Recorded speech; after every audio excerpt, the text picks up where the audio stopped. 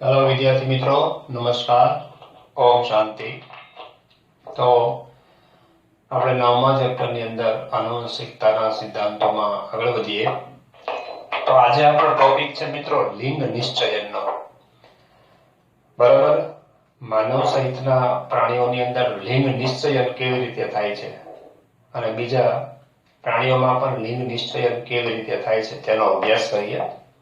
તો પહેલો પ્રશ્ન છે, લિંગ નિશ્ચયન એટલે શું? પ્રાણીઓમાં લિંગ નિશ્ચયનની વિવિધ પદ્ધતિઓ જણાવો। પહેલા તો આપણે સિમ્પલ વ્યાખ્યા જોઈ લઈએ। લિંગ નિશ્ચયન કોને કહેવાય? લિંગ એટલે જાતિ। બરાબર, કોઈ પણ લિંગી પ્રજનન કરતા સજીવોમાં જ્યારે સજીવનો જન્મ થાય પ્રાણીઓની અંદર ત્યારે એ પ્રાણી નર છે કે માદા, બરાબર, નર થશે કે માદા થશે એ નક્કી કરવાની પદ્ધતિ છે અને લિંગ નિશ્ચયન કહેવાય। લિંગ નિશ્ચયન એટલે જાતિ નક્કી થવી। બરાબર, તો લિંગ નિશ્ચયનની વ્યાખ્યા, એકલિંગી સજીવ। એકલિંગી સજીવ કોને કહેવાય મિત્રો? જેમાં નર સજીવ અને માદા સજીવ અલગ અલગ હોય, બરાબર છે, એને એકલિંગી પ્રાણીઓ કહેવાય। તો માનવ છે, દાખલા તરીકે તો માનવમાં નર એટલે પુરુષ અને માદા એટલે સ્ત્રી, બરાબર છે, તો માનવ છે એકલિંગી પ્રાણીઓ કહેવાય। તો જેમાં નર પ્રાણી અને માદા પ્રાણી જુદા જુદા હોય એ જાતિ એકલિંગી પ્રાણીની છે એમ કહેવાય। બરાબર, તો એકલિંગી સજીવ હોય તો કાં તો એ નર હોય અથવા તો માદા હોય। વ્યક્તિગત જાતિના લિંગ નક્કી કરવાની ક્રિયાવિધિને, લિંગ એટલે કે જાતિ નક્કી કરવાની ક્રિયાવિધિને શું કહેવાય? લિંગ નિશ્ચયન કહેવાય।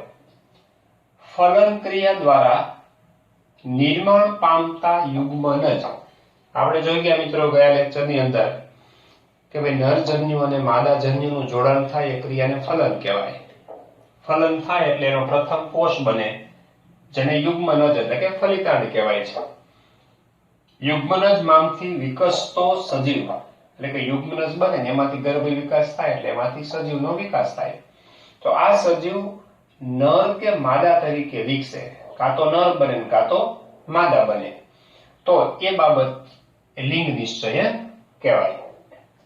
જુદી જુદી જાતિઓ લિંગ નિશ્ચયન માટે જુદા જુદા પ્રકારની પદ્ધતિઓ અપનાવે છે।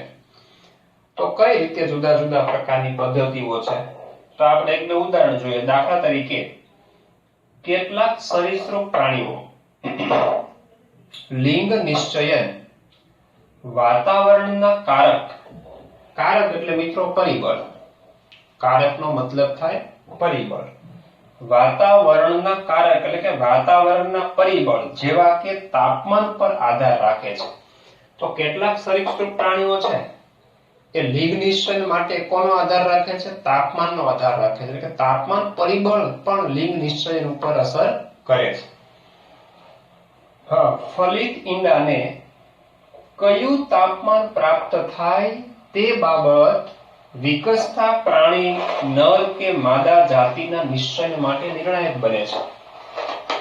એટલે કે ફલિત ઈંડું હોય છે, હવે એ ઈંડામાં જ્યારે ગર્ભ વિકાસ થાય છે ત્યારે ઈંડાને કેટલું તાપમાન મળે છે એના ઉપરથી નક્કી થાય કે ભાઈ નર થશે કે માદા થશે। બરાબર, ઓકે, એનું ઉદાહરણ જોઈએ। દાખલા તરીકે કાચબો, તો કાચબાના ઈંડા હોય એને 30 ડિગ્રી સેલ્સિયસ કરતા જો ઊંચું તાપમાન પ્રાપ્ત થાય, કાચબામાં ફલન થઈ ગયું, ફલિતાંડ બની ગયું, ઈંડાનો વિકાસ થયો, બરાબર, સરીસૃપ પ્રાણી હોતોમાં ઈંડા બને, તો આ ઈંડાને 30 ડિગ્રી કરતા ઊંચું તાપમાન પ્રાપ્ત થાય તો માદા તરીકે વિકાસ પામે, તો એ ઈંડાનો ગર્ભ વિકાસ થાય ને તો એમાંથી માદા બચ્ચું બહાર નીકળે, બરાબર।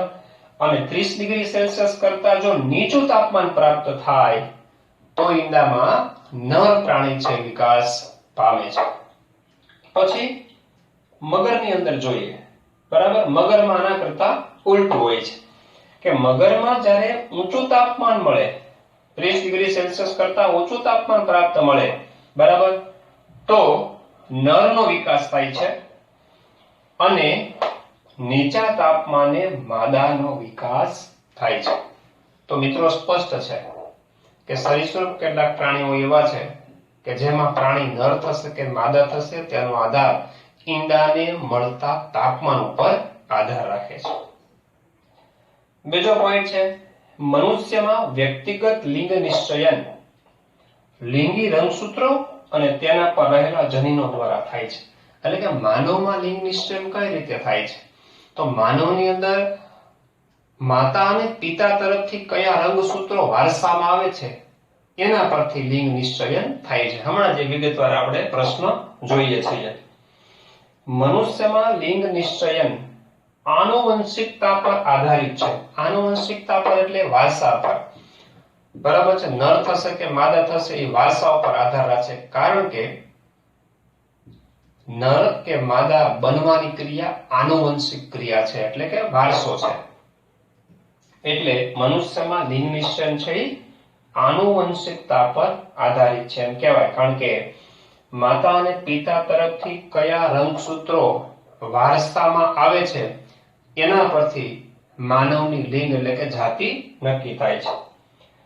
પિતૃમાંથી આનુવંશિક પામતા જનીનો વડે લિંગ નિશ્ચયન થાય છે. પિતૃ એટલે કે માતા અને પિતામાંથી કયા રંગસૂત્રો વારસામાં આવે છે તેના પરથી માનવમાં લિંગ નિશ્ચયન થાય છે. એક અપવાદ છે મિત્રો, સ્નેલ એટલે ગોકળ ગાય જેવા પ્રાણી તેમનું લિંગ બદલી શકે છે, એટલે તેમાં લિંગ નિશ્ચયન આનુવંશિક નથી. તો એ પ્રાણી છે લિંગ બદલી શકે છે, એટલે તેમાં લિંગ નિશ્ચયન એ આનુવંશિક ક્રિયા નથી. તો આ અન્ય પ્રાણીઓની વાત થઈ ગઈ અને સામાન્ય લિંગ નિશ્ચયનની વાત થઈ ગઈ. હવે આપણે મિત્રો મનુષ્યમાં લિંગ નિશ્ચયનની ક્રિયા છે એ જોઈએ.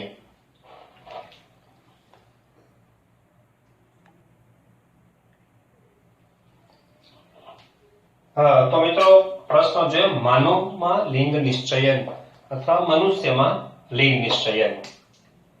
તો આપણે જાણીએ છીએ કે મનુષ્યમાં લિંગ નિશ્ચયન જનીનો દ્વારા થાય છે, કારણ કે રંગસૂત્રના વારસા ઉપર આધાર છે મિત્રો, અને રંગસૂત્ર છે એ જનીનો ધરાવે છે. એટલે માનવમાં લિંગ નિશ્ચયન છે એ જનીનો દ્વારા થાય છે, અને તેથી તે આનુવંશિકતા પર આધાર રાખે છે, કારણ કે જનીનો છે રંગસૂત્ર પર હોય અને પ્રજનન સમયે રંગસૂત્ર દ્વારા વારસો છે પછીની પેઢીને એટલે કે સંતતિમાં મળે છે, પ્રાપ્ત થાય છે.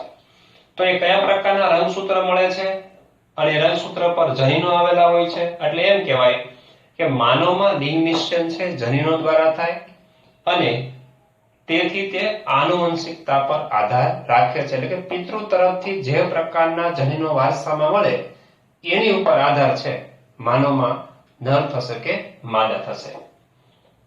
મનુષ્યમાં 23 જોડ રંગસૂત્રો છે. જાણીએ છીએ માનવના દરેક કોષની અંદર 23 જોડ રંગસૂત્ર છે, એટલે કે 46 રંગસૂત્ર છે. દરેક જોડમાં એક માતૃક અને એક પિતૃક રંગસૂત્ર હોય છે. બરાબર છે. દરેક જોડની અંદર, જોડ એટલે 2 રંગસૂત્ર. હા, તો એક એના પિતૃ મતલબ કે પિતા તરફથી વારસામાં આવેલું હોય અને એક માતા તરફથી વારસામાં આવેલું હોય છે. સ્ત્રી અને પુરુષમાં 22 જોડ રંગસૂત્રો સરખા હોય છે મિત્રો. બરાબર છે. એ 22 જોડ રંગસૂત્રો છે 1 થી 22 જોડ, એટલે કે પ્રથમ 22 જોડ જે શરીરના લક્ષણો નક્કી કરે છે. બરાબર છે. તેથી આ રંગસૂત્રને દૈહિક રંગસૂત્ર તરીકે ઓળખવામાં આવે છે. ઓટોઝોમ્સ માના દૈહિક રંગસૂત્ર કહેવાય છે. જે સ્ત્રી અને પુરુષમાં આ 22 જોડ રંગસૂત્ર છે એ એક જ સરખા હોય છે, 1 થી 22 જોડ. અને જે 23મી જોડ છે એ લિંગી રંગસૂત્રની છે. સ્ત્રીમાં બંને એક રંગસૂત્ર જોડમાં હોય છે, એટલે કે સ્ત્રીની અંદર જે 23મી જોડ છે એમાં 2 રંગસૂત્ર હોય અને એ બંને રંગસૂત્ર સમાન હોય છે. બરાબર છે. અહીંયા ચાર્ટની અંદર જોઈ શકાય છે માદા એટલે કે સ્ત્રીમાં આ જે લિંગી રંગસૂત્ર દર્શાવ્યા છે આ પુરુષના લિંગી રંગસૂત્ર છે. તો સ્ત્રીના લિંગી રંગસૂત્રમાં બંને X લિંગી રંગસૂત્ર છે. બરાબર. તો સ્ત્રીમાં બંને એક રંગસૂત્ર જોડમાં હોય છે, એટલે કે લિંગી રંગસૂત્રની જોડ XX હોય છે, XX.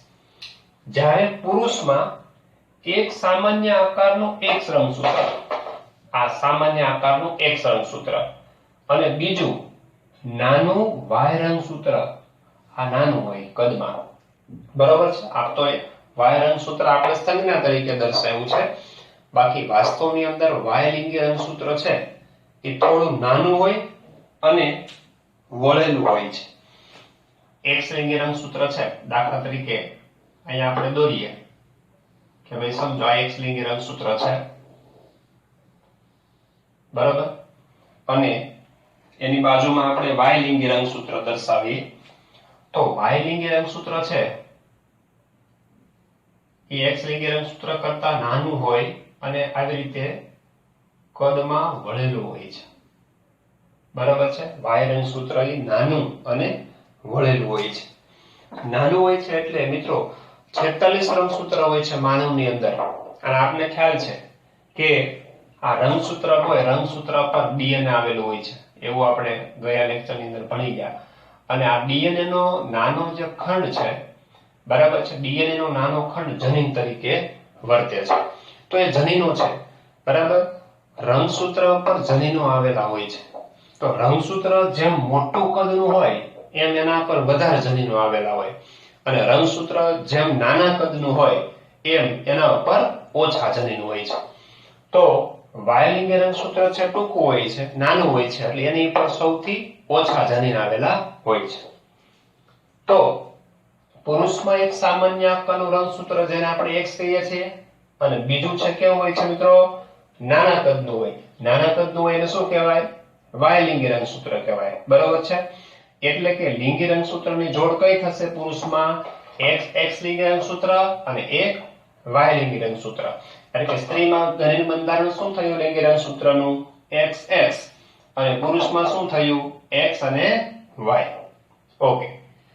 હવે ચાર્ટમાં દર્શાવ્યા મુજબ સ્ત્રીમાં એક જ પ્રકારનો અંડકોષ, જ્યારે પુરુષમાં બે પ્રકારના શુક્રકોષો ઉત્પન્ન થાય છે. હવે મિત્રો કયા લેક્ચરની અંદર આપણે ભણી ગયા યાદ કરો. જ્યારે જન્યુ સર્જક કોષ હોય, એટલે કે પ્રજનન કોષ ઉત્પન્ન કરતા કોષો હોય, એમાં અર્ધીકરણની ક્રિયા થાય. અર્ધીકરણની ક્રિયા થાય એટલે પ્રજનન કોષોમાં મૂળ જે પિતૃકોષની અંદર રંગસૂત્ર હોય એના કરતા એકીય સંખ્યામાં, એટલે કે 46 માંથી જન્યુમાં 23 રંગસૂત્ર વારસામાં આવે છે એના પ્રજનન કોષોમાં. એટલે અંડકોષ છે, બરાબર, જ્યારે ઉત્પન્ન થાય, દાખલા તરીકે આ માદાની અંદર XX લિંગી રંગસૂત્ર છે, તો પ્રજનન કોષોના સમયે આ જોડમાં રહેલા રંગસૂત્ર છે મિત્રો છૂટા પડે છે, અને જોડમાંનું એક એક રંગસૂત્ર બંને પ્રજનન કોષોની અંદર દાખલ થાય છે. એટલે આ એક અંડકોષ ઉત્પન્ન થયો, આ બીજો અંડકોષ ઉત્પન્ન થયો, સમજો એવું. તો આ X રંગસૂત્ર છે એ આ કોષની અંદર દાખલ થાય છે, અને બીજા અંડકોષમાં બીજું X રંગસૂત્ર દાખલ થાય છે. પણ વાસ્તવિક રીતે જોવા જઈએ તો આ બંને કોષમાં રંગસૂત્રની દ્રષ્ટિએ કોઈ તફાવત નથી. માની લો, બરાબર છે, કે આવા અસંખ્ય અંડકોષ ઉત્પન્ન થતા હોય, બરાબર. જો કે આપણે તો કન્સેપ્ચ્યુઅલી સમજીએ છીએ, બાકી સ્ત્રીમાં સામાન્ય રીતે એક સમયે એક અંડકોષ ઉત્પન્ન થાય છે, બરાબર. તો આ અંડકોષ જ્યારે અર્ધીકરણની ક્રિયાથી ઉત્પન્ન થાય ત્યારે રંગસૂત્રની દ્રષ્ટિએ, જનીનની દ્રષ્ટિએ બધા જ કેવા છે? સમાન પ્રકારના છે, કે જેની અંદર X લિંગી રંગસૂત્ર હોય છે, બરાબર. તો સ્ત્રીમાં એક જ પ્રકારના અંડકોષ અને પુરુષમાં બે પ્રકારના શુક્રકોષ ઉત્પન્ન થાય. કેમ? હવે પુરુષમાં લિંગી રંગસૂત્રનું બંધારણ કઈ રીતનું છે? એક X લિંગી રંગસૂત્ર છે, બીજું Y લિંગી રંગસૂત્ર છે. તો પ્રજનન કોષોના નિર્માણ સમયે જ્યારે જોડમાં રહેલા રંગસૂત્ર છૂટા પડે ત્યારે જોડમાંનું દરેક રંગસૂત્ર એક એક જન્યુમાં દાખલ થાય. જન્યુ એટલે પ્રજનન કોષ. મિત્રો અહીંયા શબ્દ લખ્યો છે જન્યુ. જન્યુનો મતલબ થાય પ્રજનન કોષ. શુક્રકોષ અને અંડકોષ છે એ માનવના જન્યુ કહેવાય, એટલે કે પ્રજનન કોષો કહેવાય. તો કેટલાક શુક્રકોષોમાં X લિંગી રંગસૂત્ર હોય અને કેટલાક શુક્રકોષોમાં વાયલિંગી રંગસૂત્ર હોય, બરાબર. પણ બંને છે એક X છે એક Y છે, એટલે X લિંગી રંગસૂત્ર ધરાવતા શુક્રકોષો 50% ઉત્પન્ન થાય, 50%. અને 50% શુક્રકોષો એવા હોય કે જેની અંદર Y લિંગી રંગસૂત્ર હોય છે, બરાબર. એટલે અંડકોષ બે પ્રકારના ઉત્પન્ન થયા, અંડકોષ બધા સમાન પ્રકારના ઉત્પન્ન થયા અને શુક્રકોષો છે એ બે પ્રકારના ઉત્પન્ન થયા. કેમ બે પ્રકારના? તો કે 50% શુક્રકોષોમાં X લિંગી રંગસૂત્ર હોય અને 50% શુક્રકોષોમાં Y લિંગી રંગસૂત્ર હોય છે. ઓકે. હવે જો નરના, હવે આપણે ફલનની શક્યતાઓ જોઈએ છે. લિંગ નિશ્ચય કેવી રીતે થાય છે, બરાબર છે. માનવમાં નર એટલે કે છોકરો ક્યારે બને અને માદા એટલે કે છોકરી ક્યારે બને, બરાબર. હવે આપણે પહેલા ચાર્ટમાં સમજી લઈએ મિત્રો.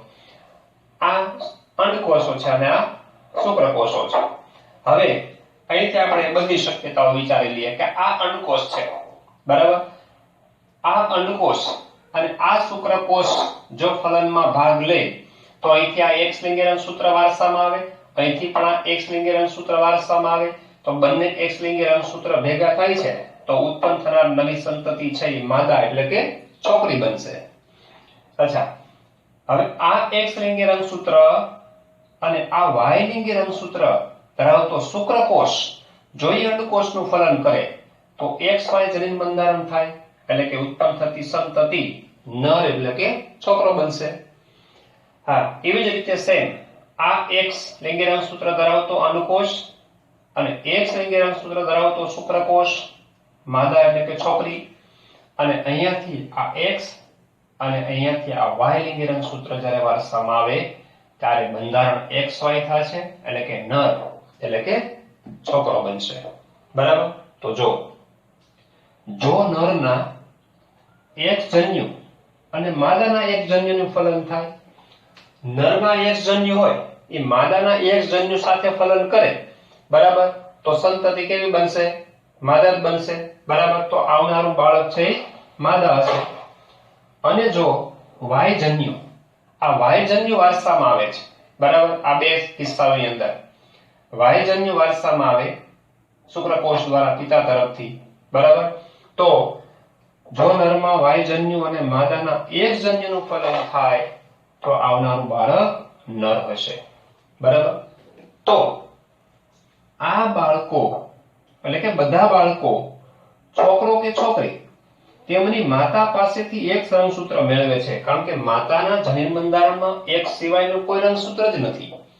Y રંગસૂત્ર માત્ર અને માત્ર છોકરાને તેના પિતા તરફથી જ મળે છે, બરાબર. જોઈ શકો છો Y રંગસૂત્ર માત્ર નરમાં એટલે કે પિતામાં જ છે, બરાબર. તો Y રંગસૂત્ર વારસામાં નર એટલે કે છોકરાને જ એના પિતા દ્વારા પ્રાપ્ત થાય, પરંતુ માતા કોઈ પણ એના સંતાનને X લિંગી રંગસૂત્ર વારસામાં આપી શકે. ઓકે મિત્રો. હા, બધા બાળકો છોકરો કે છોકરી તેમની માતા પાસેથી X રંગસૂત્ર મેળવે છે. જો બાળકને પિતા પાસેથી X રંગસૂત્ર મળે, જો બાળકને પિતા પાસેથી X રંગસૂત્ર વારસામાં મળે છે, એટલે કે એવી શક્યતા અહીંયા કેટલી છે? એક આ અને આ બીજી. પિતા તરફથી X રંગસૂત્ર વારસામાં મળે છે તો એ સંતતિ કેવી બને છે મિત્રો? માદા, બરાબર, એટલે કે છોકરી બનશે. અને બાળકને પિતા પાસેથી Y રંગસૂત્ર વારસામાં મળે, ચેક કરો અહીંયા આ Y રંગસૂત્ર છે, તો Y રંગસૂત્ર વારસામાં આવે છે એવો કિસ્સો આ અને એક આ, બરાબર છે. તો બંને જગ્યાએ જોવો જોઈએ મિત્રો, નર એટલે કે છોકરો બનશે, બરાબર. હા, આમ છોકરો કે છોકરી જન્મવાની શક્યતા માનવમાં 50% છે, બરાબર. માનવની અંદર છોકરો જન્મે કે છોકરી જન્મે એની શક્યતા કેટલી છે? 50%. કારણ કે 50% સંતતિ છે એ માદા બને છે અને 50% સંતતિ છે એ નર બને છે, એટલે કે નર અને માદા બનવાની શક્યતા 50% છે, બરાબર. એટલે કે છોકરો કે છોકરી જન્મશે. વાસ્તવિક રીતે અહીંયા મિત્રો સિમ્પલ વાત કરીએ, પ્રશ્ન આપણો અહીંયા પૂરો થઈ ગયો, બરાબર છે. હા, હવે આ ચાર્ટ ઉપરથી અને આટલી થિયરી ઉપરથી આપણને સમજાઈ શકે છે કે છોકરો થશે કે છોકરી થશે, નર થશે કે માદા, એનો સંપૂર્ણ આધાર મિત્રો કોના પર છે? પિતા પર છે. બરાબર, પિતાના આ વાયલિંગી રંગસૂત્ર બરાબર છે એના વારસાગમન ઉપર આધાર રાખે છે. બરાબર, એટલે છોકરો થશે કે છોકરી થશે એનો સંપૂર્ણ આધાર પિતા ઉપર છે, માતા ઉપર નહીં, સ્ત્રી ઉપર નહીં. પરંતુ આપણા સમાજની એક શું કહેવાય દુર્ભાગ્યશાળી છે આપણો સમાજ કે મોટે ભાગે છોકરીના જન્મ પાછળ સ્ત્રીને જવાબદાર ગણવામાં આવે છે. આ આપણા સમાજની એક શું કહેવાય અણસમજ છે. શિક્ષણ નથી, શિક્ષણનો અભાવ છે. બરાબર, લોકોને સાયન્સનું વિજ્ઞાનનું જ્ઞાન નથી, એટલે સ્ત્રીને બિનજરૂરી રીતે દોષિત ઠેરવવામાં આવે છે. વાસ્તવિકતા આપણે જાણીએ છીએ કે ભાઈ છોકરી કે છોકરો જન્મવા પાછળ એના પિતા જવાબદાર છે, માતા નહીં. ઓકે મિત્રો, તો આ વિડીયોની અંદર મિત્રો આજે આપણે લિંગ નિશ્ચયના ટોપિકની વાત કરી. બરાબર છે, તો આગળના લેક્ચરમાં નવા ટોપિક સાથે મળશું. નમસ્કાર, ઓમ શાંતિ.